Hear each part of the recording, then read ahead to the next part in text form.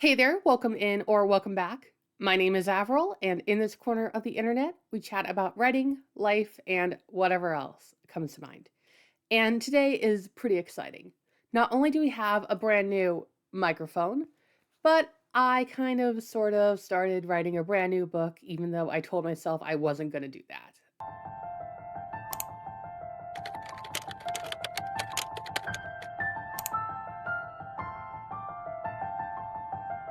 Also, bear with me, I started a new medication a few days ago, and I think the side effects are starting to kick in, so if I seem a little out of it, that is probably why.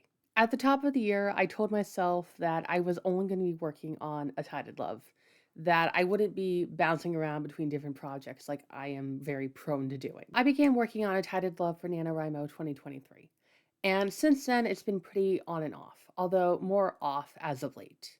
I've been having to do a lot of redirecting and reworking of things to make the story kind of align more with what I want it to be. But lately, it just feels like it's in a weird limbo state.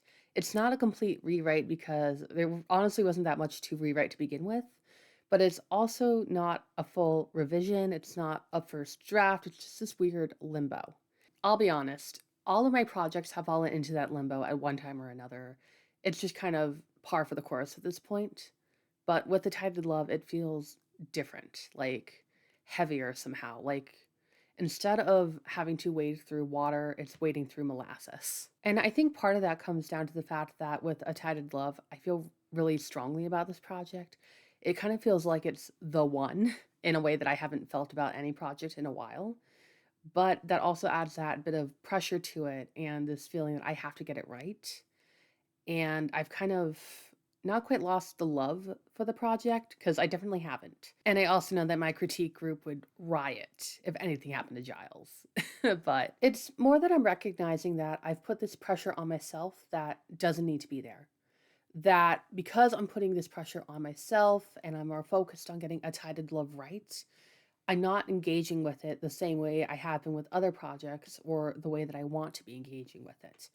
It's not as much fun to write right now, and I want to change that. Long story short, A Tided Love is not going anywhere. It is not going on the back burner. It is definitely not going in the wastebasket. It's just being kind of moved a couple inches to the side to make room for another project I plan to be working on in tandem with it. And that project is kind of what I've been referring to as the For-Funsies project. There is nothing serious about this project. I have no stakes in this game. It's just kind of something to help shift gears and give myself a mental break from A Tided Love and all that pressure I've been putting on myself. So, with all of that out of the way, it is my honor to now introduce Project Scrimmage. Project Scrimmage is the working title for my first ever contemporary romance project. And it's also the first thing that I've written really since college that I'm doing first person, present tense, and I'm also pantsing for the most part. We'll get to that. But the story revolves around Liam, an NFL quarterback bouncing back from a lackluster season, and Courtney, who works at an escape room and streams in her free time. And even though I do currently work at an escape room, this isn't like a self insert kind of project. It's that balance between write what you know and also I know too much. There are things that I cannot talk about as an employee or things that I don't want to talk about as an employee, but at the same time, I do know that people are kind of curious about what goes on at an escape room. And I also think it would be interesting to bring into a romance because the majority of escape room fiction that we find is horror, which, makes sense because we're locking you in the room. And in a way, I also think I'm getting a new appreciation for everything that goes on behind the scenes of the behind the scenes that I'm involved in. Because I've been inventing all of these rooms where Courtney works and the puzzles and the flow of everything and the story of the room. That's been really fun for me, but I'm also realizing that, wow, it's a lot. And then the other interesting element of all this is that even though I am pantsing this book, there's still a bit of a constraint and almost a more concrete timeline than there would be for A Tided Love, where A Tided Love is just summer, whereas for Project Scrimmage, I am kind of not limited to, but given the parameters of the NFL season. So things like bye weeks and away games versus home games, and the international game where I'm sending Liam's team to London for a week.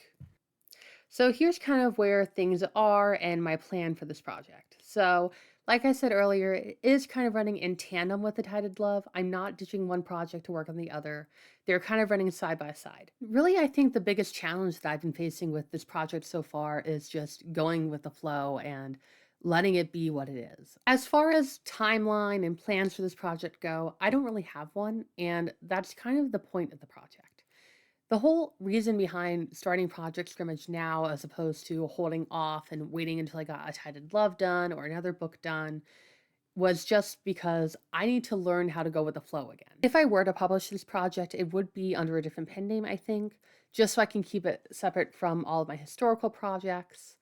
And I think I would end up self-publishing it. I don't know if it's something that I would want to query and put all that stress on this project when it really is just a for fun thing that I'm doing on the side to get myself out of that writing limbo. So, but that's basically where I'm at with it right now. I'm only a couple of chapters in.